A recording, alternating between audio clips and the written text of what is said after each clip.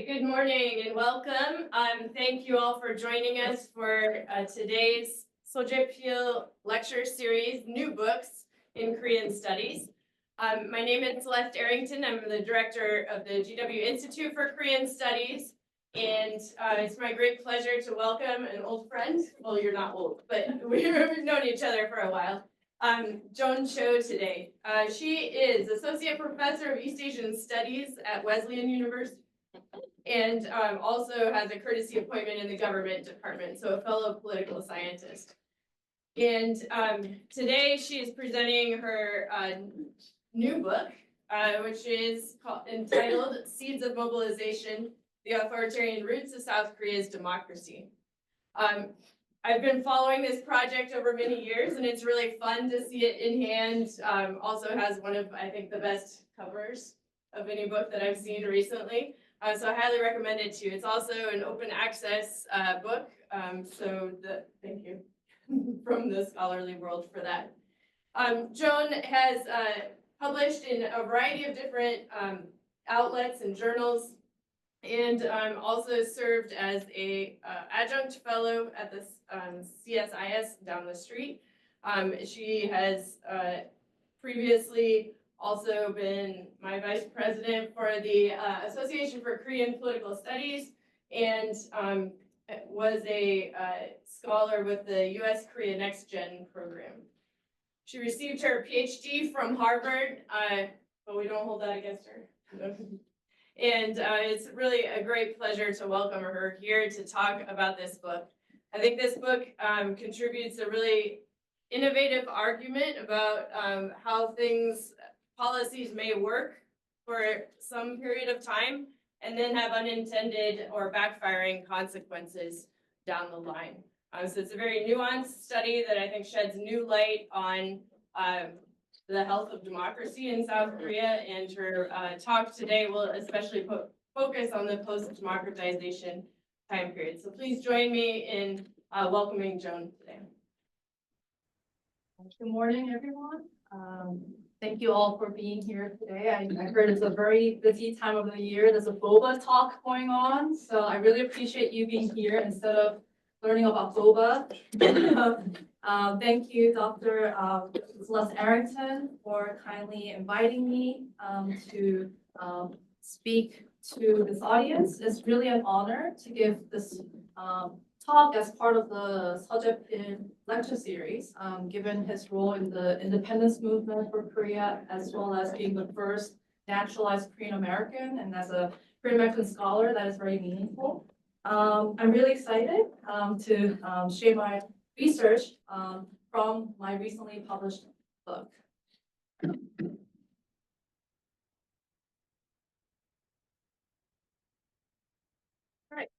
So from being the 10th largest economy in the world to having massive peaceful protests, South Korea stands as a powerful example of how economic growth and democracy can thrive together.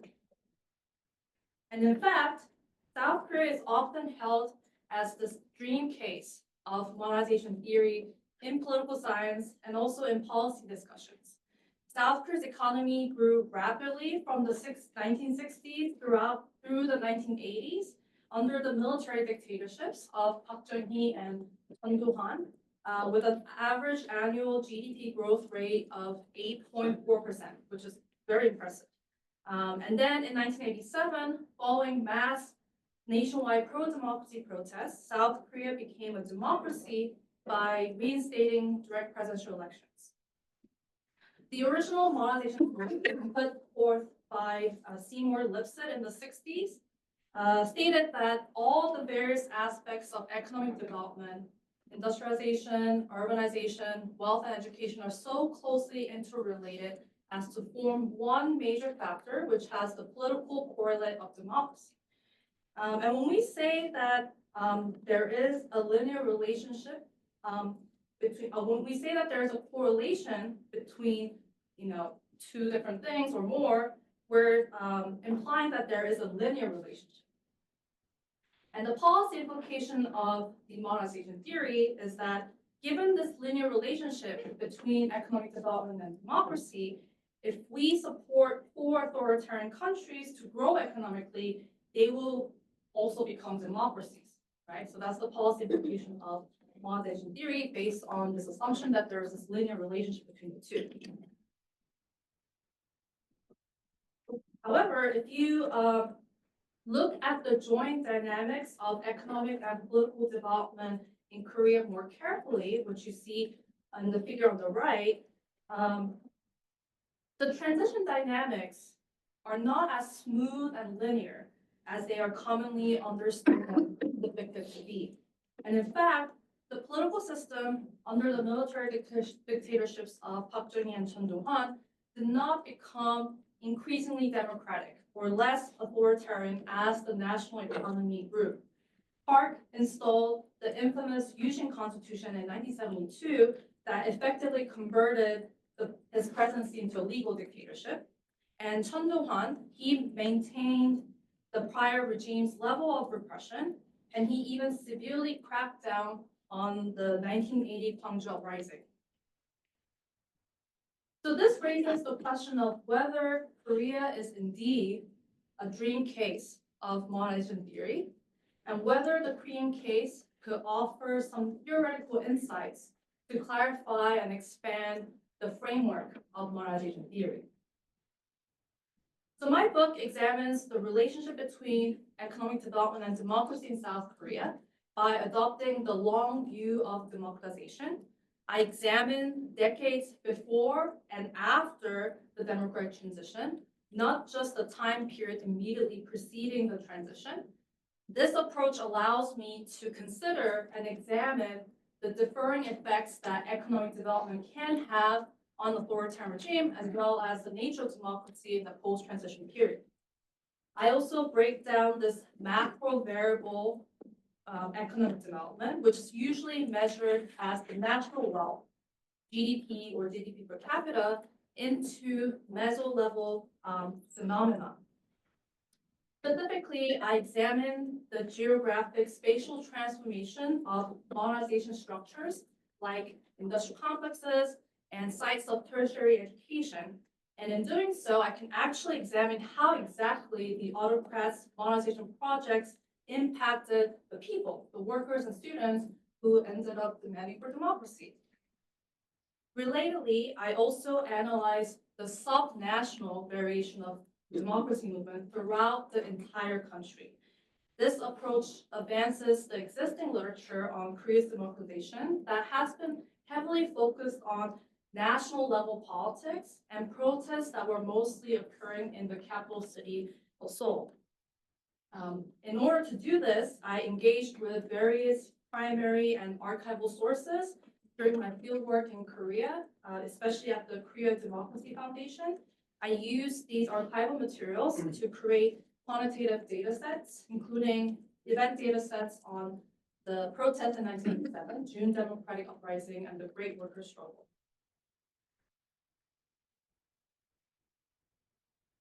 So by re-examining South Korea's democratization in the ways that I just described, my book shows that the relationship between economic development and democracy is actually non-monotonic and curvilinear, which means that the relationship between the two variables are not linear and not straight. What we see in the case of Korea was that economic growth initially had a stabilizing effect on the authoritarian rule, but the autocratic development of industrial complexes and expansion of tertiary education had a destabilizing effect in the long term. So the figure on the right is a graphical representation of my argument regarding the impact being non-monotonic and curvilinear. It is different from the figure on the left, which is a graphical representation of the classic modernization theory, which shows that development more or less continuously destabilizes authoritarian rule. So it's actually at this inflection point that I marked on this slide, where the impact of economic development starts to change. It has the stabilizing effect, and then we see this destabilizing effect. It's also at the point in which the organization of social forces is at the peak. And I define organization of social forces as the formation of horizontal linkages within and across groups. So in the case of South Korea, we witnessed the development of democratization movement, which included the labor and student movements via the horizontal linkages that were formed with workers within and across firms, workers and students together, students within and across campuses, as well as the alliance that was formed between students and opposition politicians, which I cover in the book in different chapters. So therefore, the overall relationship between economic development and democracy was positive, as it was suggested by modernization theory, but not in the straight linear fashion.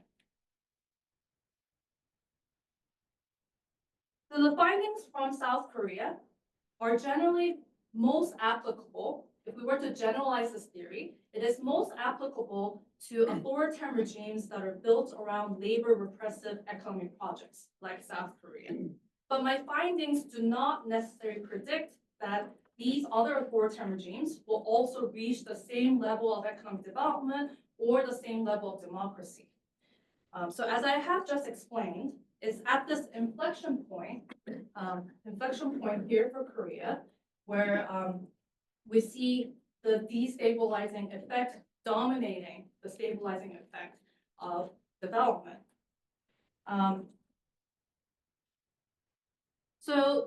If we were thinking about other authoritarian regimes that are also developing, there are middle-income countries in the 21st century, such as Malaysia, Thailand, to some extent China as well.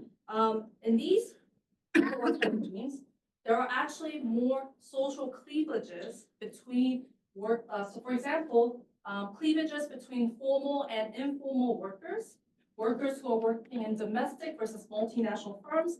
These kinds of cleavages did not exist for Korean workers in the 60s and 70s and 80s, which are the ones that I studied, right? So there might be more cleavages in present-day middle-income countries where collective action and coalition building might be harder to achieve than how it was in Korea, right? China, also arguably, some scholars categorize China as a middle-income country, but China is also a case in which there are various forms of repression and cooptation that exist that Korea did not face back in the 60s, 70s. Like some of you may have been aware of, like digital authoritarianism, using technologies to conduct surveillance.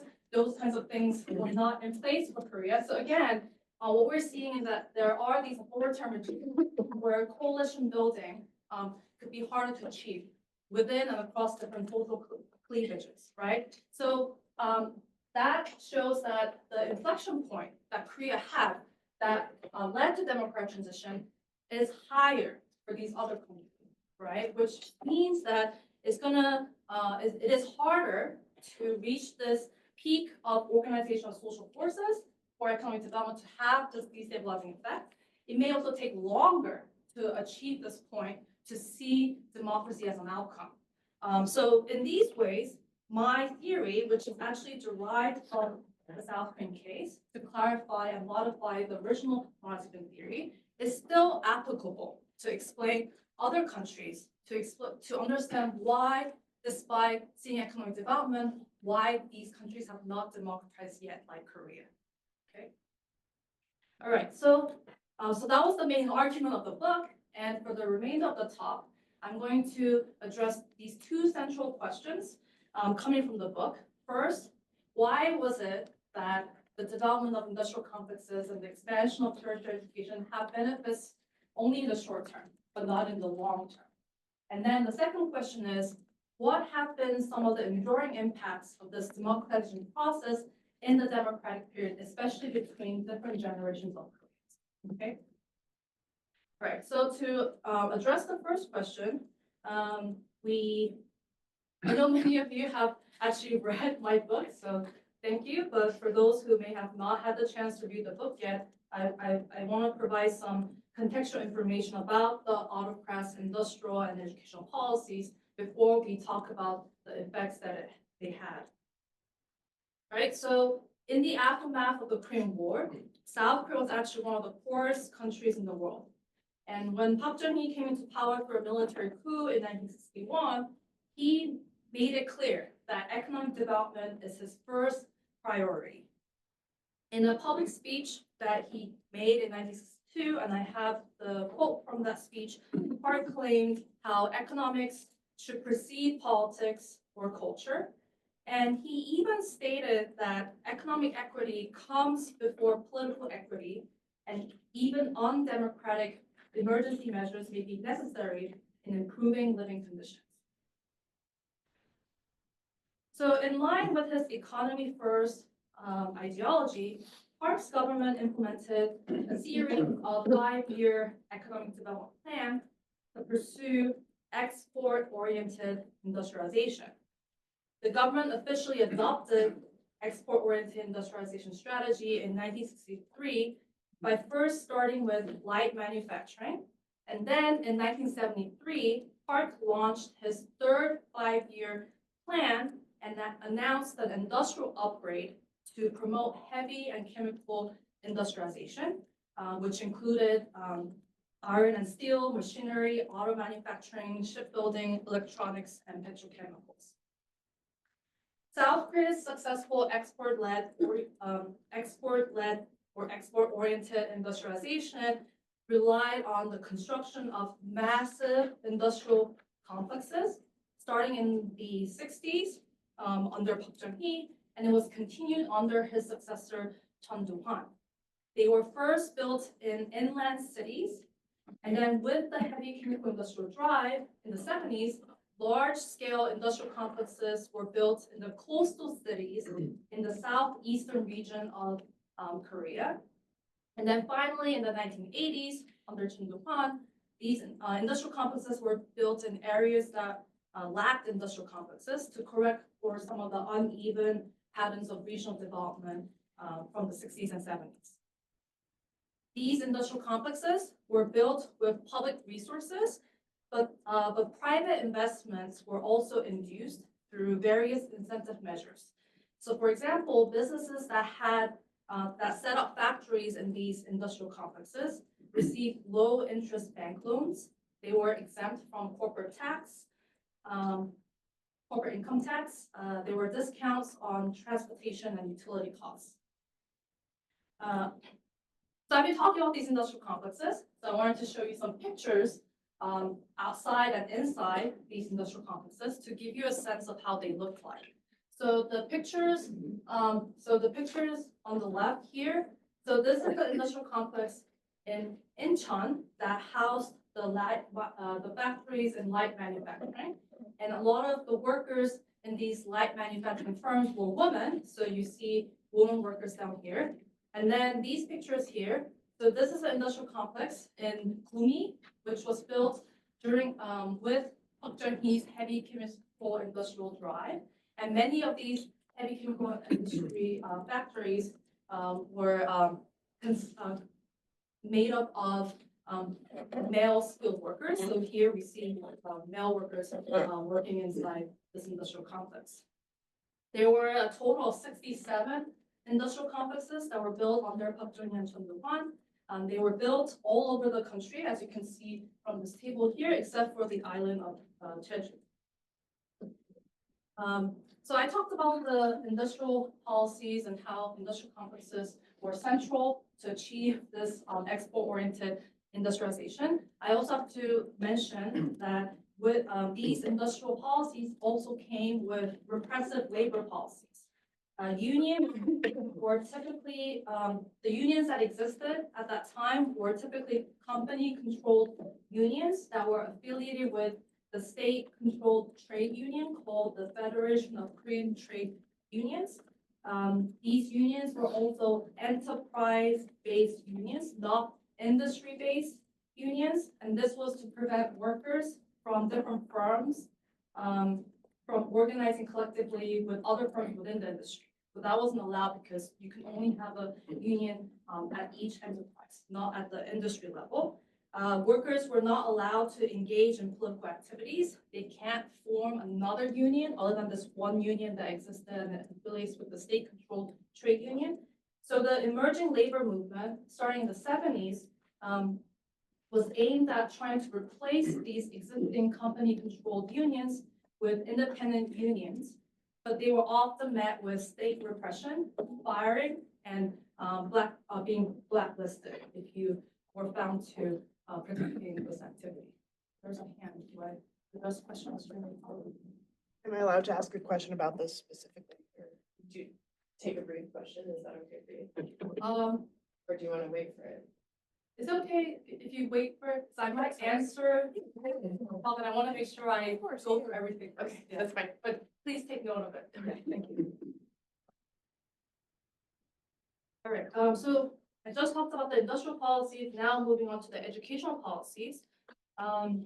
Just like how it is and how it has been in many authoritarian regimes, education was a tool of political indoctrination, but they were also closely aligned with national development plans discussed in the previous slides. So as you can see from this table here, major educational development goals and key policies aligned with major economic development goals laid out in the 5-year economic development plans, right?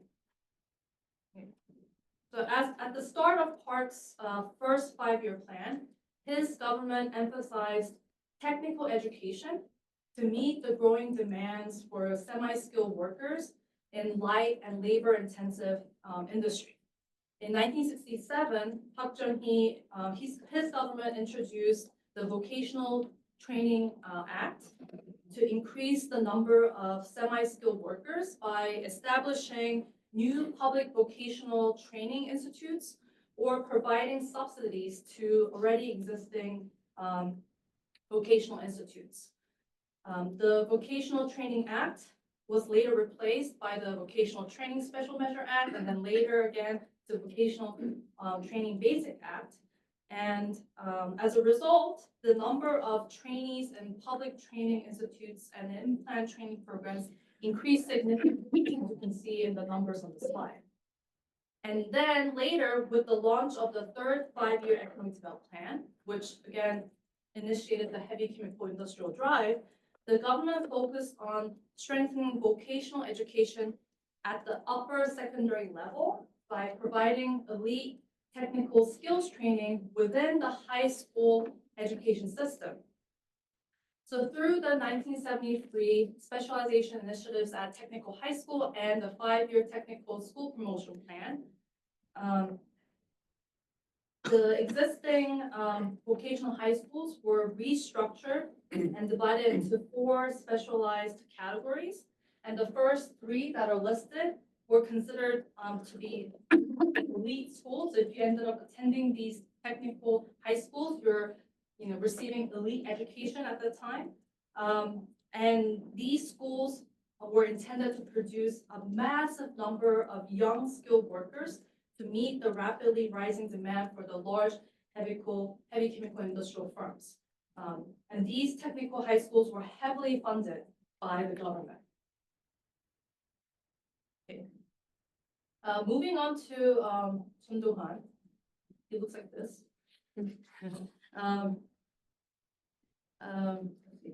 So Chun Doo Hwan, who is the successor of Park Chung Hee, he implemented the 5th 5-year economic and social development plan. So social was added to address some of the inequities and the problems from South Korea's industrialization.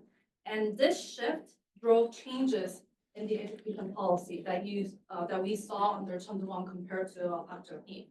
So unlike Park's focus on short-term vocational training, Chun's government emphasized long-term manpower by fostering adaptable technicians.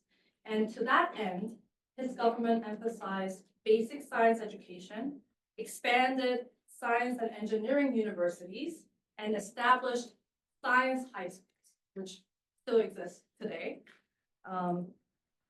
And he also abolished the aforementioned special initiative at technical high school, and he reduced the government budget for vocational education by half. And as a result of this, the percentage of vocational high school graduates decreased under Chun. Additionally, Chun's government also played less of an active role in promoting in-plan vocational training. So previously under Park, in-plan vocational training was at one point mandatory for all companies. And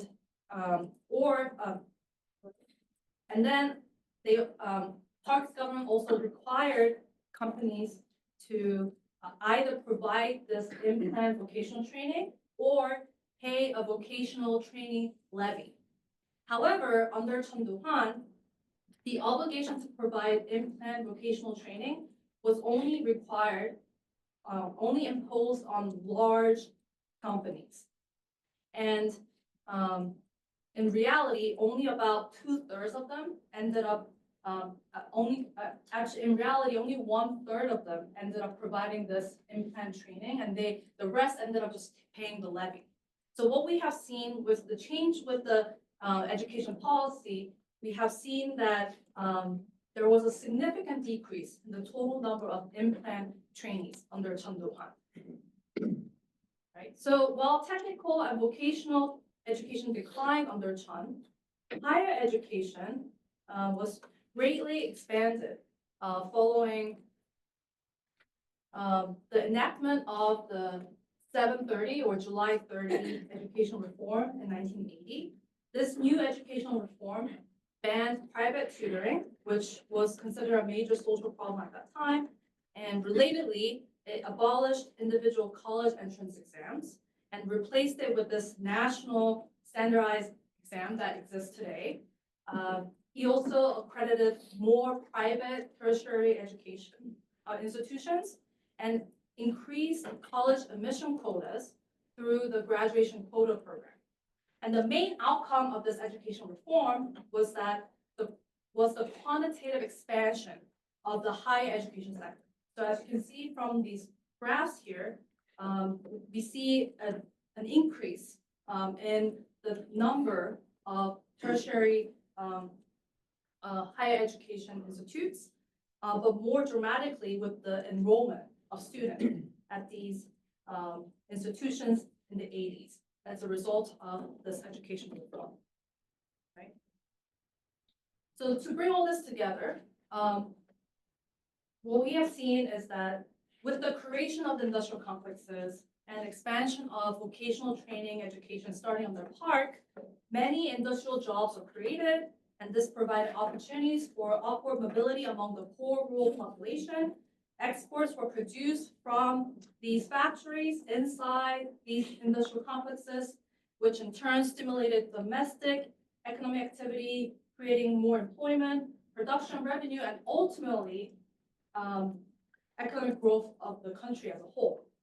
And this was very impressive to Koreans who have been living in poverty since the Korean War. And this provided performance-based legitimacy and increased electoral and regime support for the ruling party. And there's actually a study by political scientists Jean Hong and Sung-Kyung Park showing that the construction of industrial complex itself had an increasing effect on electoral vote share at that time, because these industrial complexes provided tangible benefits to the residents living nearby these industrial complexes, such as employment opportunities, increase in local population and tax revenue, as well as the infrastructure development that came with these industrial complexes, such as transportation, housing clusters, sewer system, things like that. And specifically, you can find this paper in the British Journal of Political Science, but to highlight one particular finding, in 1973, Park's party gained 22.5% more votes in counties that were chosen as sites for having these industrial complexes. But the authors also find that this positive effect of your county having an industrial complex that positive effect isn't found once the industrial complex is being built and is completed. And they also find that the positive effect is smaller under Chun Doo Hwan's regime compared to Park, which suggests that there is this positive effect on regime support, but it dissipated over time. And then lastly, the training institutes and the implant programs and the technical high schools that I talked about that were expanded on the Park were actually successful in producing 2 million skilled workers in a relatively short amount of time to work in the heavy chemical industrial sector.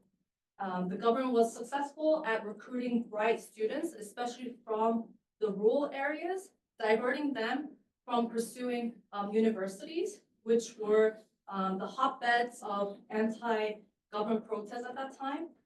And these students who enrolled at these technical high schools, they were given financial subsidies and benefits, but these benefits and subsidies that they got would be revoked if they, did not meet the academic or non-academic tasks that they were, expected to fulfill.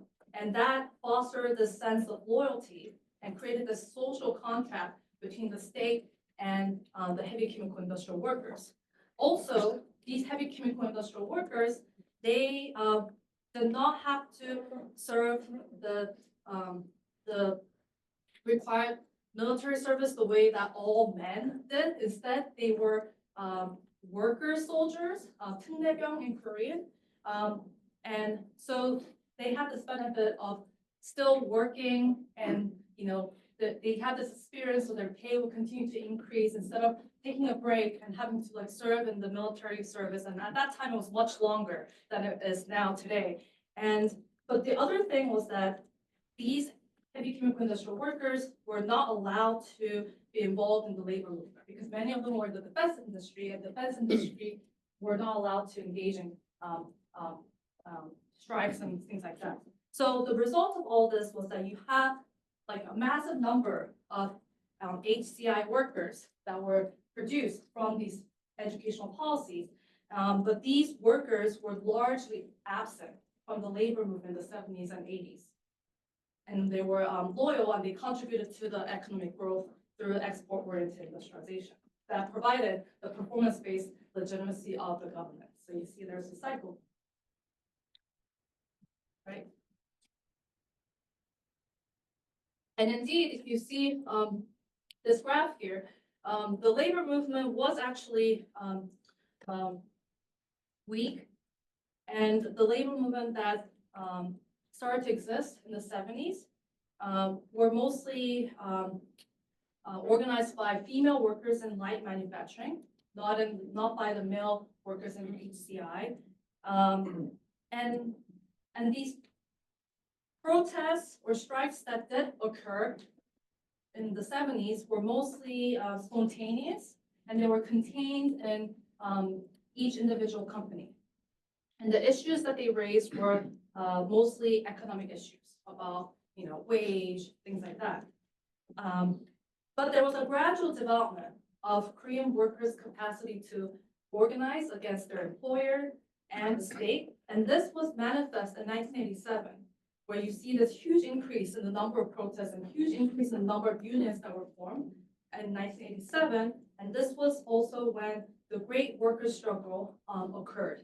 And this was the first and the largest nationwide labor movement since Korea industrialized.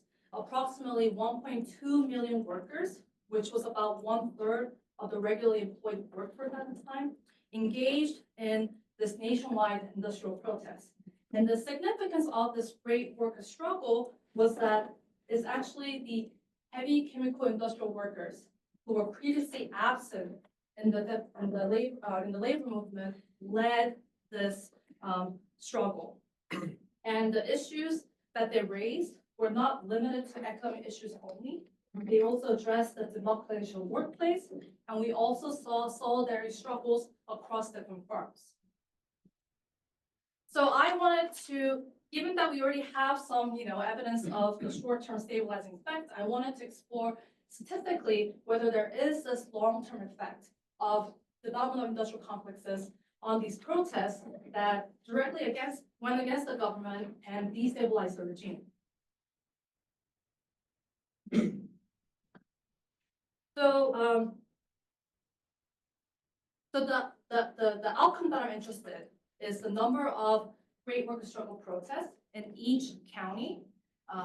So county is the administrative unit below province.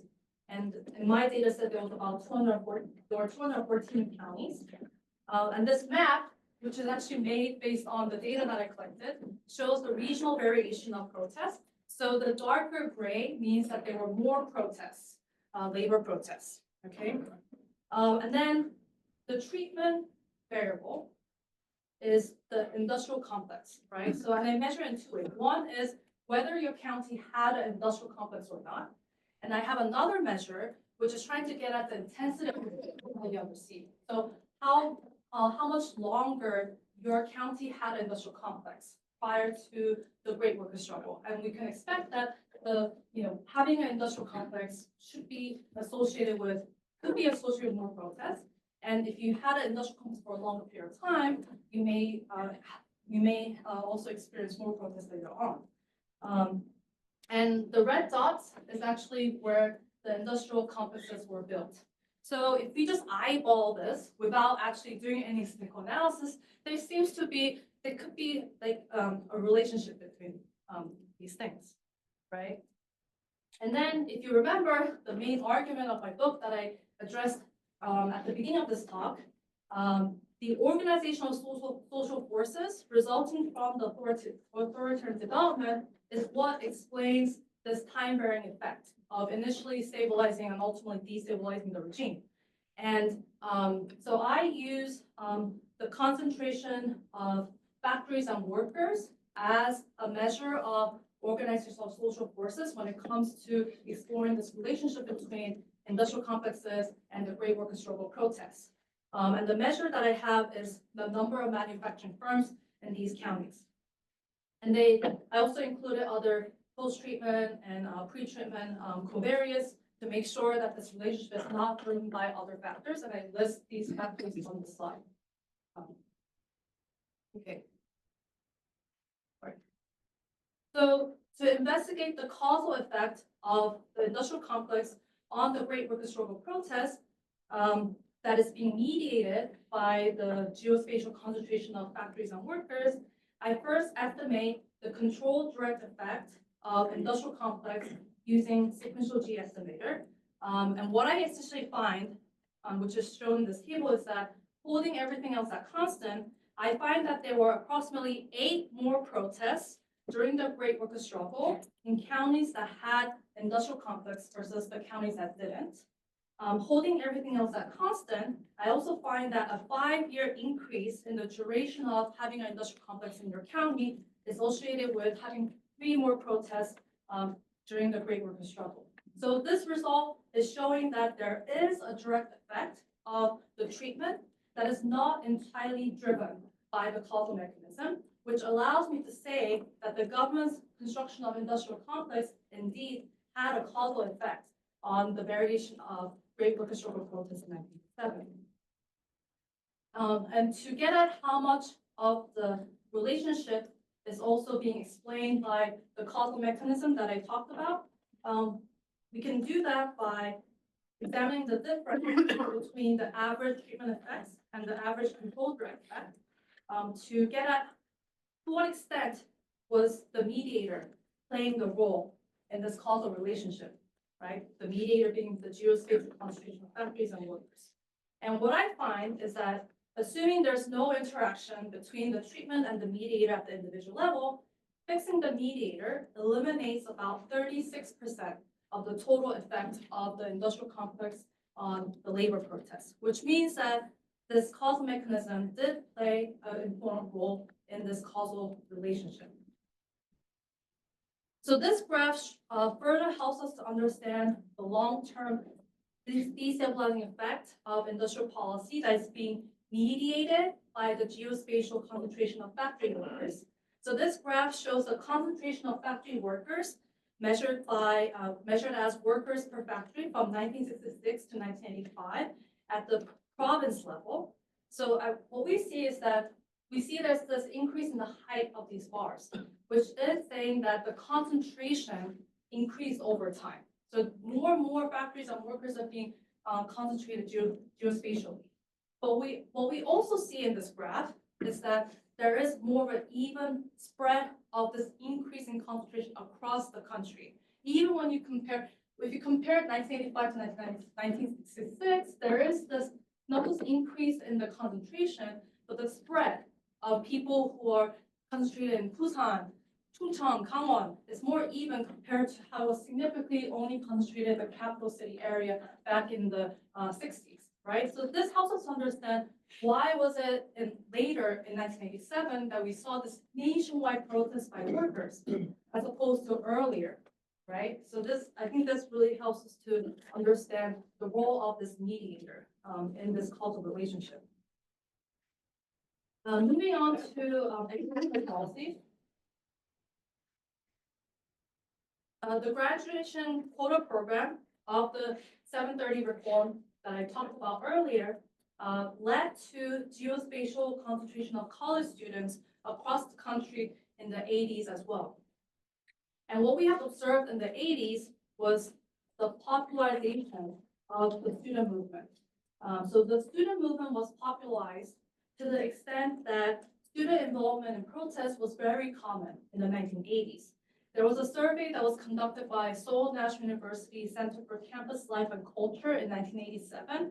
And the survey found that in 1986, 46.6% of the students answered that they participated in protests. So half of the college campus, and this is a huge university, participated in protests. And this participation rate was found similar in other comparable universities in Seoul as well, Yonsei and Korea University. And in fact, Seoul National, Yonsei, and Korea universities were the quote-unquote elite universities in the capital city of Seoul that dominated the student movements in the 60s and 70s.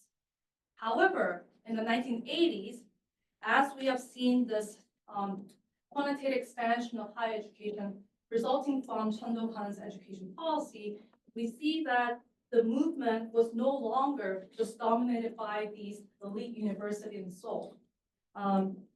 Such popularization of the movement was ultimately reflected in the students' widespread involvement in the 1987 June Democratic Uprising, which was a series of nationwide protests that immediately preceded South Korea's democratization.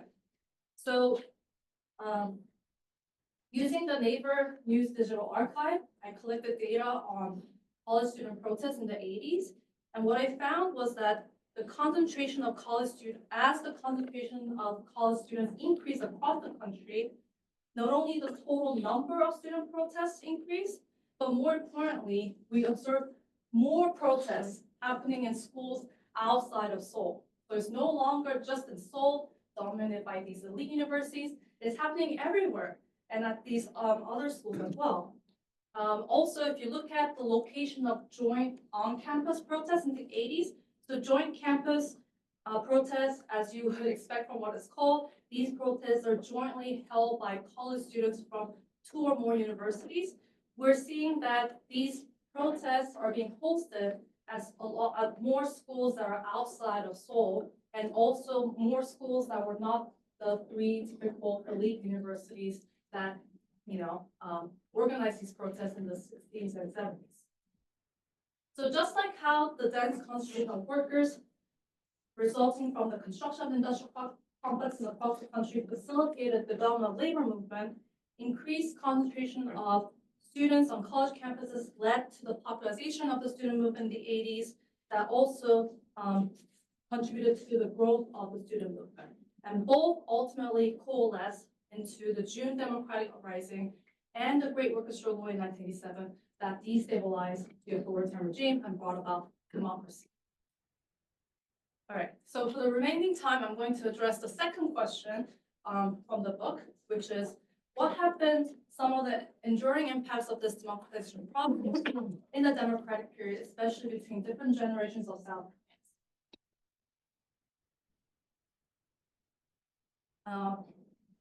The so-called 386 generation is the generation that participated in the pro-democracy protests as college students and brought about democratization through their protesting.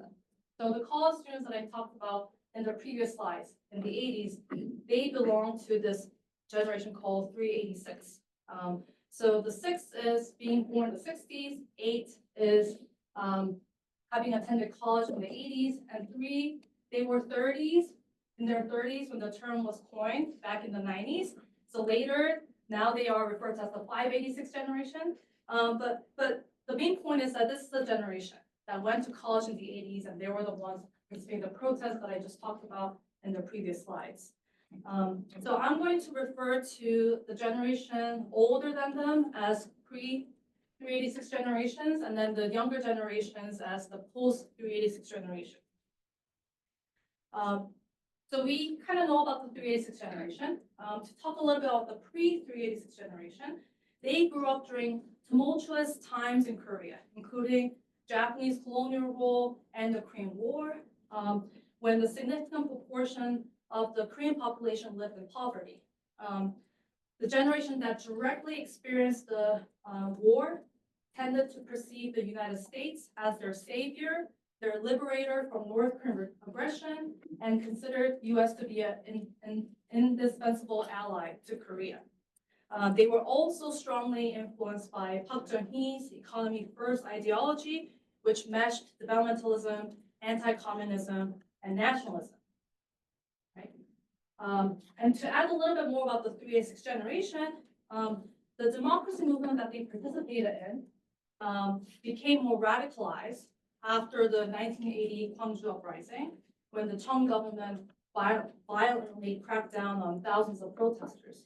So student activists at that time began to believe that maybe the U.S. Was complicit in this repression, and they started to harbor anti-American sentiments. They also grew skeptical of the South Korean government's anti-communist, anti-North Korea propaganda, and some of them even formed pro-North Korean groups. Okay, and then lastly, the post-386 generation, they spent their childhood in a prosperous and democratic environment, and then later they experienced the Asian financial crisis in the 1990s. So whereas the 386 generation, they enjoyed a booming economy, and there were plenty of jobs available for them, the younger generation, they struggled with unemployment and fierce competition, which was created by the financial crisis in the 1990s and the neoliberal economic reforms that were implemented by the progressive governments at that time. So based on these descriptions that I've given to you, you would expect that these distinct generational experiences shaped by different economic conditions and political struggles will continue to influence political attitudes and behavior across these generations. So I'm going to highlight some of the key findings from the book. So what we see in this graph is that the diverging effects of that economic development had on authoritarian rule in the short versus the long term is also reflected in the intergenerational values regarding the importance of economic development and democracy in the democratic period. So using the Asian barometer surveys Korea weight from 1 to 4, I find that the largest proportion of the pre-386 generation respondents considered economic development to be definitely more important than democracy, followed by those who thought economic development is somewhat more important than democracy. So what we're seeing is that the pre-386 generations consider economic development to be somewhat and definitely more important than democracy. But starting with the 386 generation, so this is where 386 generation. So starting with 386 generation, we see a shift in this pattern. There's a larger proportion of the respondents who consider economic development to be only somewhat more important than democracy. And then when you get to the candlelight generation, This is the generation, the first generation to be born after democratization. So they have no experience of authoritarian rule and the economic growth that came with authoritarian rule at all. This is the generation that we see a distinctively higher proportion of respondents who consider democracy as somewhat more important than economic development, right? So we see that the short-term versus long-term effect that it had is also reflected in the intergenerational value regarding economic development and democracy, even way after Korea has become a democracy. So that was from the Asian Barometer Survey. If we look at the Korean General Social Survey, I find that the 386 generation is indeed still more liberal than the pre-386 generation. And the difference is actually statistically significant. I also found that the post-386 generation is less conservative than the 386 generation, but the difference is actually not statistically significant. I also find that the 386 generation continues to be more civically engaged, especially regarding participation in demonstrations, signing petitions, attending rallies, and these are actually the dominant forms of protest during the democratization movement in the 80s. So it seems like they're more engaged than the other generations, and they continue to use the same protest tactics that they used in the 80s.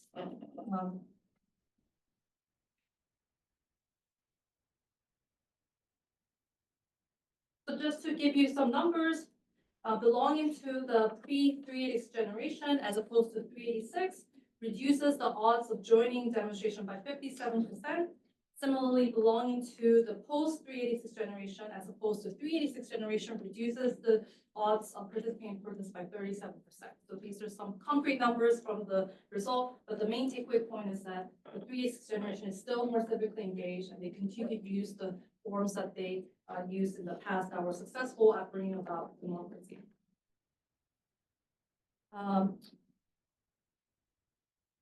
Given the and also given the 386 generation's participation in the student movement in the 80s, that was against the right-wing anti-communist regime, and the radicalization that I talked about after the Park Chung Hee uprising, we see that the 386 generation, compared to both pre and post 386 generation, they hold more favorable views toward North Korea. So this is something that continues to exist in the democratic period.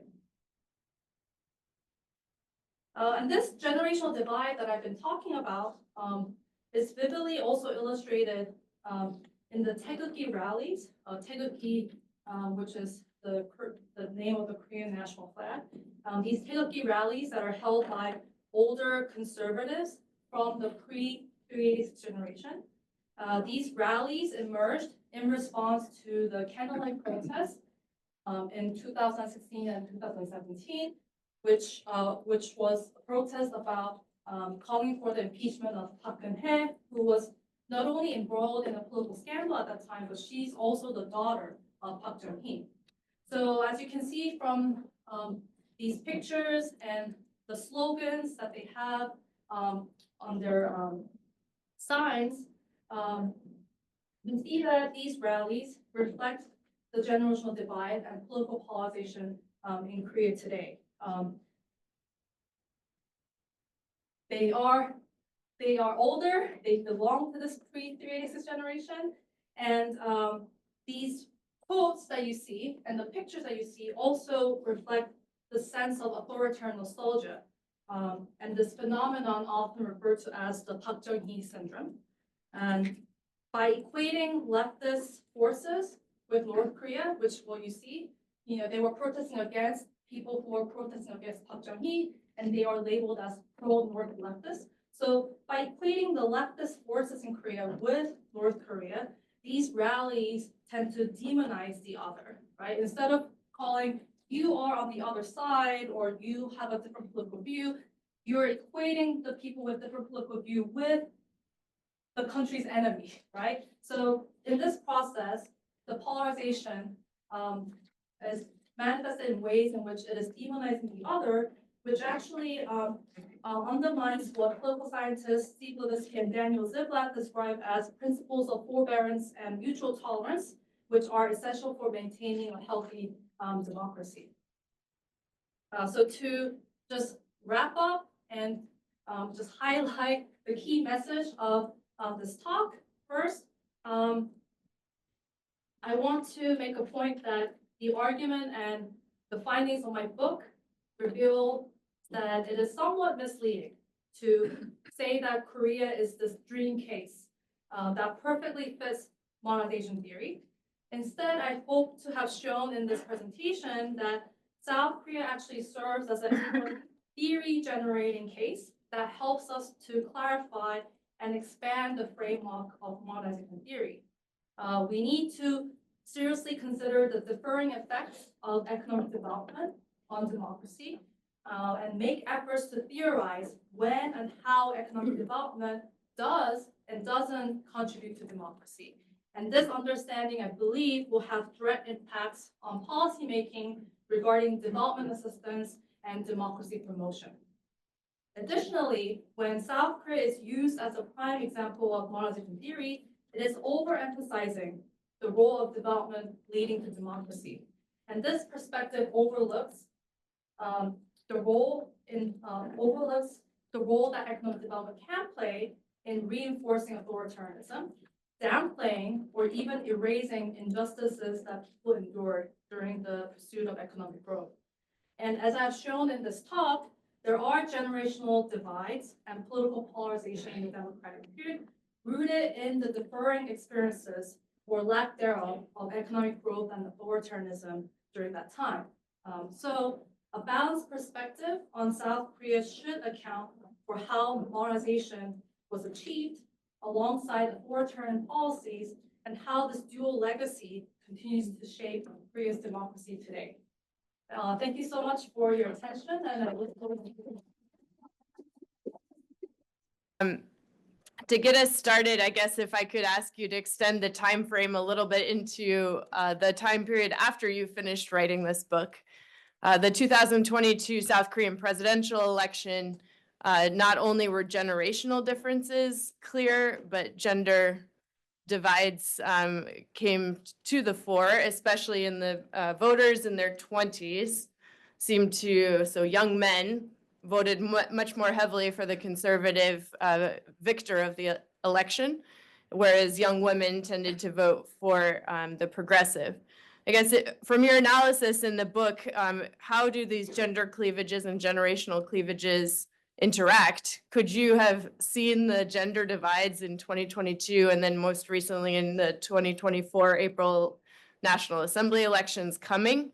Or is this a sort of new frontier for the polarization or divisions within Korean society? So yeah, thank you for this question. And it's actually beyond the scope of the book. But as I've shown in the book, and things in the book continues to matter today. So even if I don't address this actual question in the book, I can still connect it back to my book and this argument about how history matters.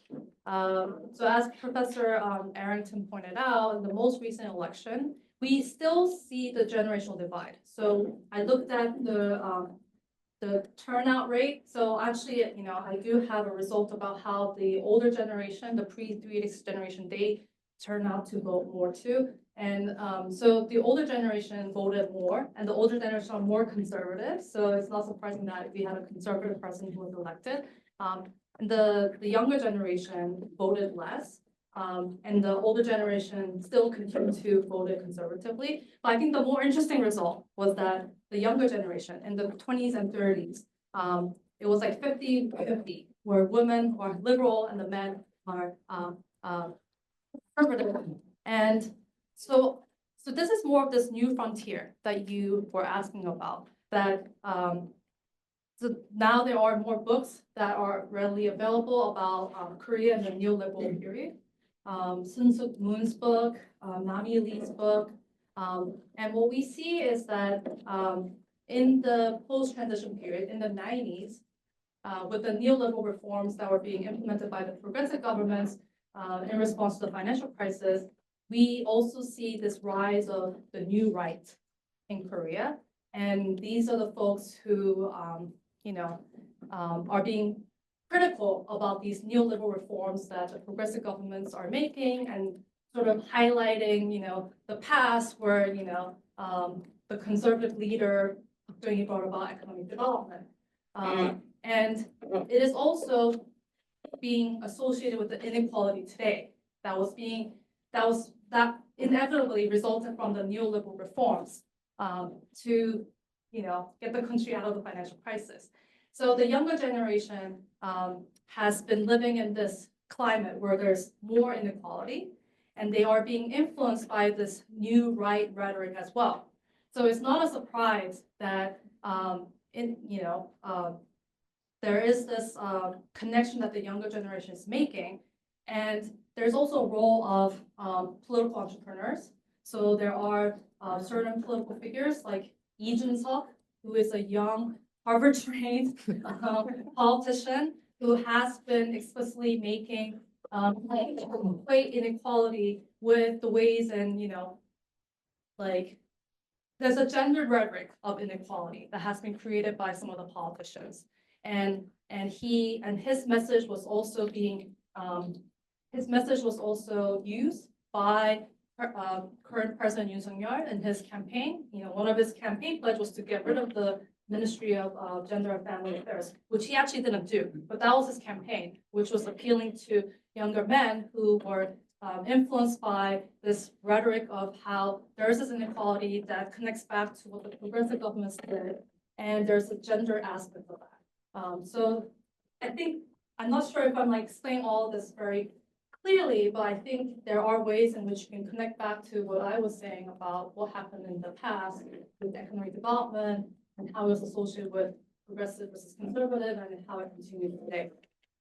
Thank you very much. I want to open it up to questions. I know in the back you had a question during the talk, so do you want to start us off with your question? Yes, it's, first off, thank you so much for this was very interesting. Sorry, do you mind identifying yourself briefly also? Of course, yes. Yeah. My name is Effie. I'm a master's student in the MAIA program. I was wondering if you could go into more how the ICs, were they, like how we saw in the United States in the late 19th century, these towns popped up that were company towns, so the companies ran everything. And so that made it very hard for people to leave the town and organize as well. Was that similar in South Korea during the the industrialization under Park? Yeah, so as I briefly mentioned in the presentation, first of all, thank you for coming to this talk and for your question and for waiting to ask this question. These industrial complexes, so I mentioned that there were these tangible benefits that the residents were able to enjoy, which included not just these factories being built so you can now find employment in your neighborhood, but also as these industrial complexes were being built, the transportation system is being built. Now you have a bus up there, the bus comes here, and you have these housing clusters. They actually had dormitories that they built for their workers, but not all of them had them. But if the companies did not build a dormitory, then people being very entrepreneurial and everyone trying to, also make a living, people became clever and they started to, turn their houses into these rental houses for workers to live. So I actually have my book, I have these pictures and maps of where all these rooming houses were being built across the industrial complexes. So some of them were being built as a plan, but a lot of them were organically formed. And I also talk about in the book how it was in these spaces, these houses and these dorms and the churches that were being set up intentionally to help these workers became the space for them to actually develop workers' consciousness, strategize ways to unionize and how to form, how to develop relationship with other companies and to organize these protests that ultimately, was manifested in the Great Workers' Struggle. Yeah. Thank you. I'll take here in the middle of this. Yeah, your question. Oh, sorry, you were. Yes, yes. Oh, okay. Thank you. So this concerns me. Sorry, can you identify yourself Oh, right, briefly sorry, too? Yeah. I'm Jacob Yoon, I'm just an undergrad at the Yale School. So my question is about the spatial concentration of factory workers from 1966 to 1985. I noticed that from 1966, as you said, it was dominated by Cheonggi, but by 1985, it seems relatively even. And my question is, does this general alignment, like for instance, Gyeongsang and Jeolla are basically the same, sort of. So my question is, did this align with the population, the working population of the areas at the time? Or was this a conscious move by the government to try to even out the industrialization of Korea's region?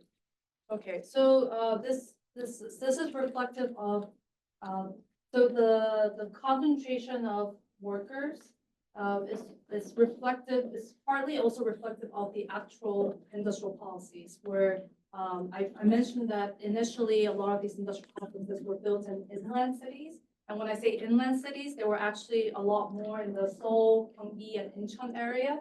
So basically surrounding the capital city.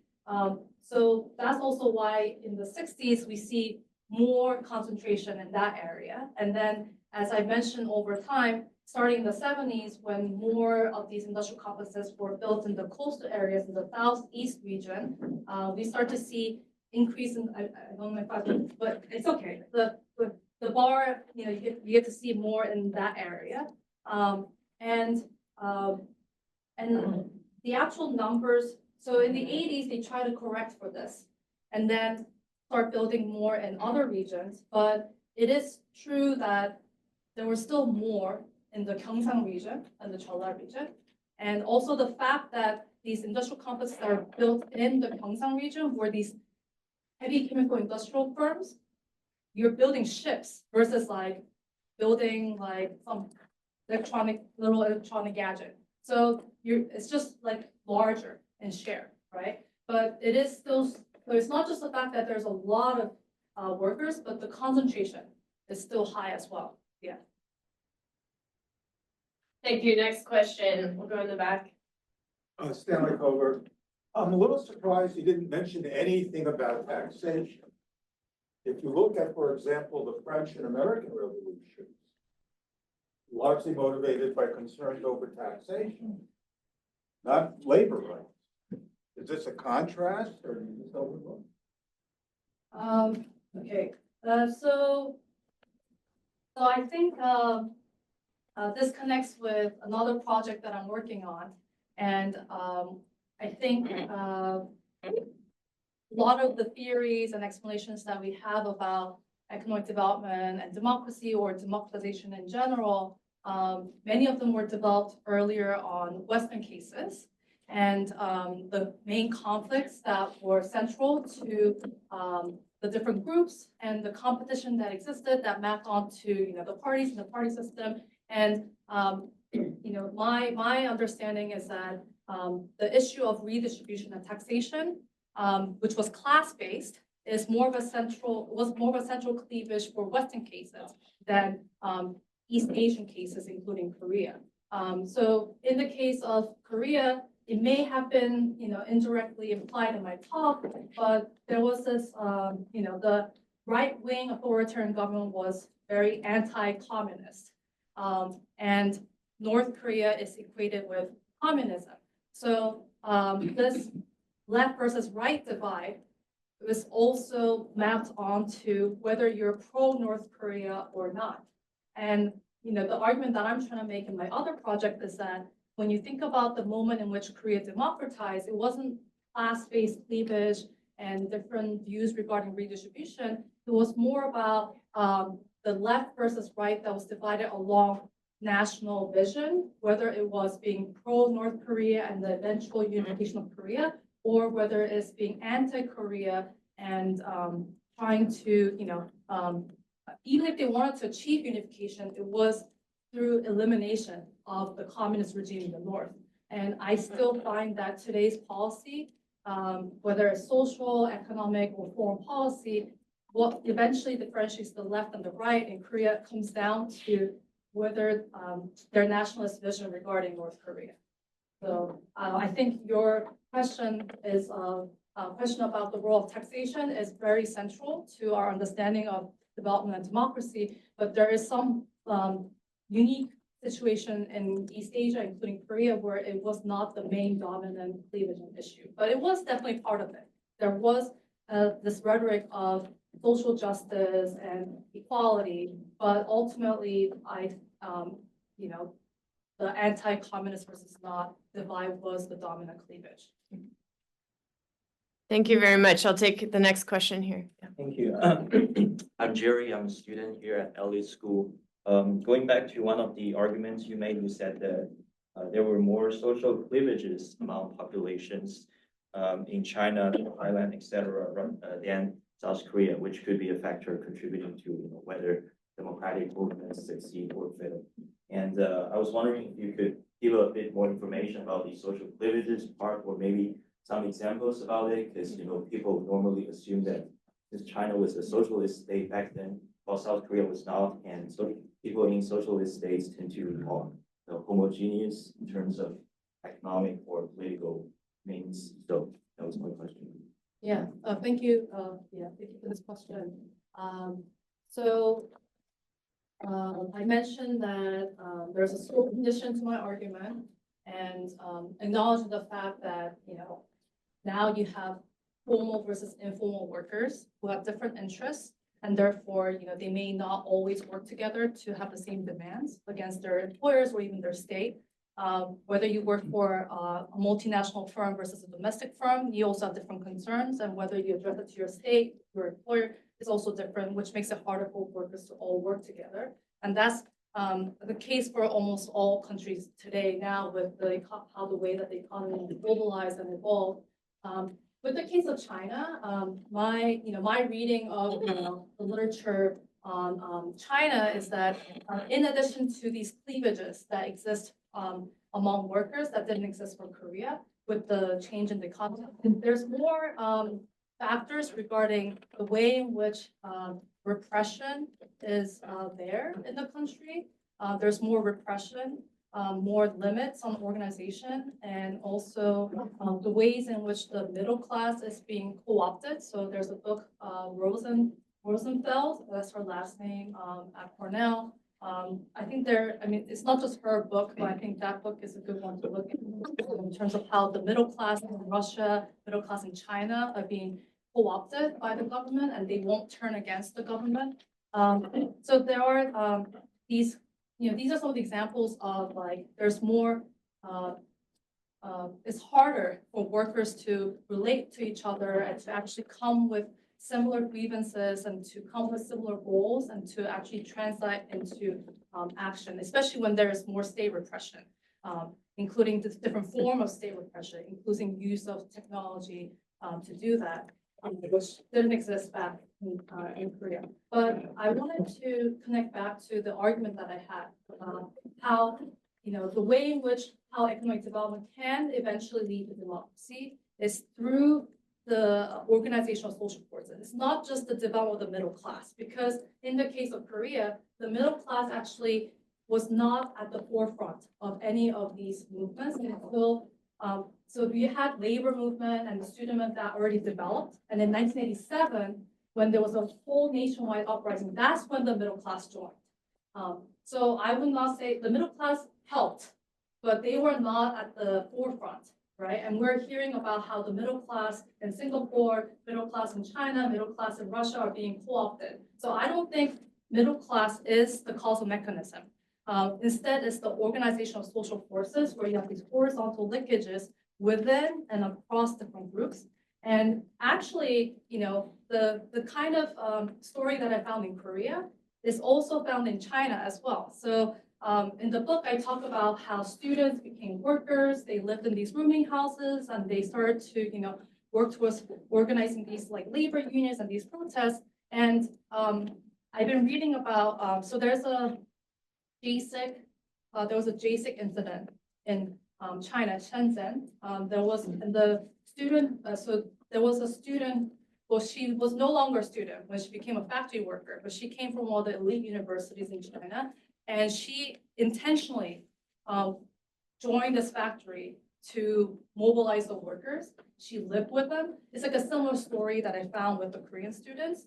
And what I've also been reading about is that lately in China, the hukou system has been relaxed for small and medium-sized cities, which allows these migrant workers to actually settle there and live there for more than 1 year. So my story is about industrial complexes being built, people are living there, they're living there, and they're like staying there for a while, and then later you see more protests. So what we're seeing in China is that now that migrant workers are staying more than a year, there's a possibility that they could build this kind of like relationship that I found in Korea, and therefore it may also, help this like coalition building, but the inflection point is way higher in China. Yeah. Thank you very much. I want to turn over here. Seung-hwan, go ahead. Yeah, thank you very much for your presentation. I also really like your book. Thank you.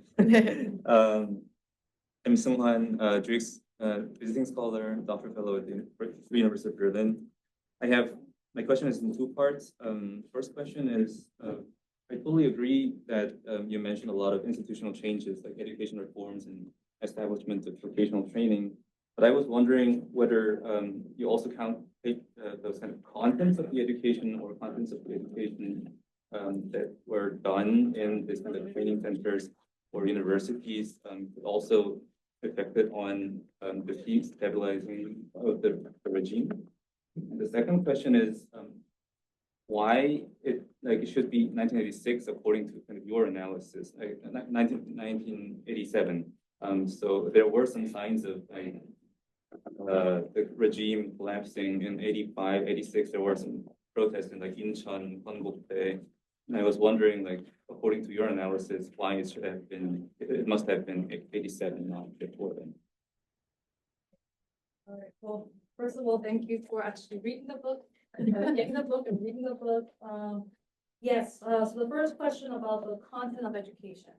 So this actually didn't make it to the book, and I ended up not, pursuing this further. But at one point, I was looking at.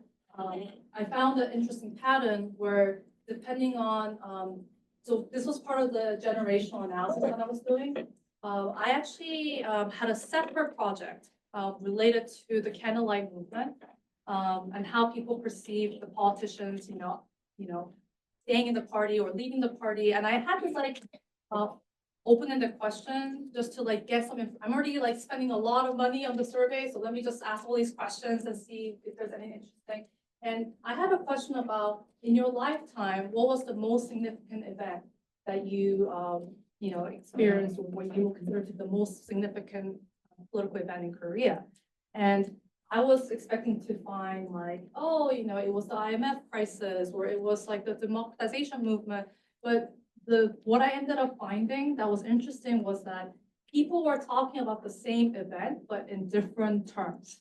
So for the Gwangju uprising, some people will say Gwangju democratic uprising. Some people will say the Gwangju massacre or the Gwangju incident, right? And then, so I think this goes back to your question about content. Yes, I think the content matters, because after finding that interesting finding from the survey, I went back on when the textbooks were reformed, and it's sort of aligned that when the textbooks were reformed, they start to call Gwangju democratic uprising, no more the Gwangju 사태, the incident, which which depending on how you call it, you could put more emphasis on what the government did versus what the people did, right?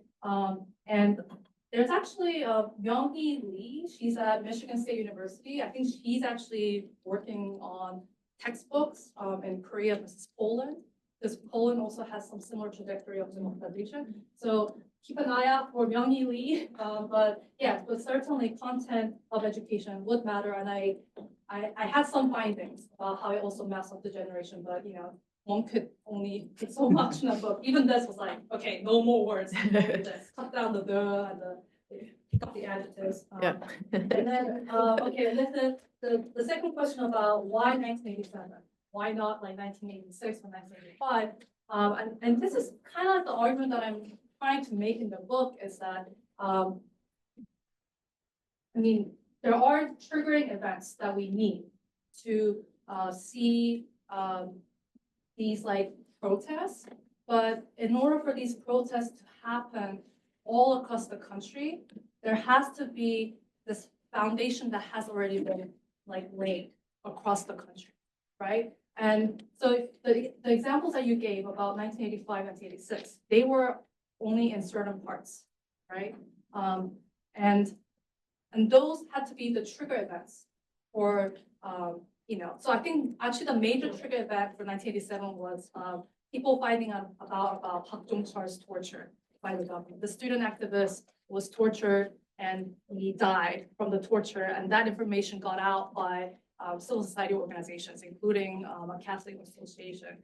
So hearing that, people came out to the street. I mean, students were one of the first to come out on the street because it was their fellow activists, but the rest of the people joined, right? But if we did not have this like foundation that was laid out by workers, workers and students together, students and the politicians, even if Park Chung Hee's death was announced, we may have not seen the whole nationwide uprising, right? So I do think that, whether it was 1986, 1987, it was bound to happen around that time.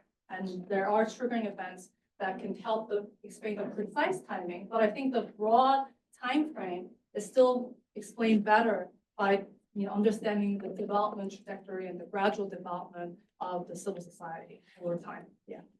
Okay, I will take one last question. All right, Peter. Well, I don't know. Is that all right? Oh, okay, Peter, go ahead. Yeah, so my question was about chapter regarding generational effects. Obviously, you mentioned before in the question before about sort of the upcoming generation, or at least a generation that wasn't covered. I think you used the Korean Social Survey or something. So I assume that that generation wasn't covered by it, and it is now sort of a post-authoritarian born generation. But do you think, in terms of the trajectory of that generation, how do you think that plays in with the other generations? Are we expecting them to be more conservative, more liberal, or is the gender divide sort of muddying the waters there? Do you have any thoughts on that? Okay, so I used the Korean General Social Survey, and I ended in 2016 because when I was done with writing the book, or almost done, I was submitted the book, the data for 2022. No, wait, where is it? Yeah, 2020. something became available, but too late, right? But also, I stopped at that generation, the candlelight generation, because they were actually the generation that was eligible to vote, right? So I was interested in, the political views and behavior of the actual generation that is, eligible to participate politically. And so, if we go beyond that generation, I do think that, I think a lot of it has to do with turnout. So Korea is an aging society, right? We all know that Korea has the lowest fertility rate. The average is that women have no children. It's like the average is 0.86, which is less than 1. But so we have an aging population. And what we have seen constantly over time is that older people are more likely to turn out to vote. I think even 2022, I think it was like 80-something% of people in the 70s and 60s turned out to vote. And then people in the 20s and 30s, it was like low 70%. So with the aging population and older people just more politically turning out to vote, we can expect that it's more conservatively skewed, right? So that's what we can generally think about based on these trends. But again, like this gender divide is unique to the 20s and 30s today. You don't see that in the older generation. So I do think that going forward, it will be one of the main issues and the cleavages. But ultimately, the ultimate outcome would depend on who's actually turning out the vote. Right? Yep. Okay, we are out of time. With that reminder, please turn out to vote. But please, let me just say next Friday is our Hamusuk Colloquium, the 32nd annual celebration of Korean studies. The theme is K-food, and it also involves food. So please come out next Friday to our another GWICS event, but please join me in thanking Joan for her talk today.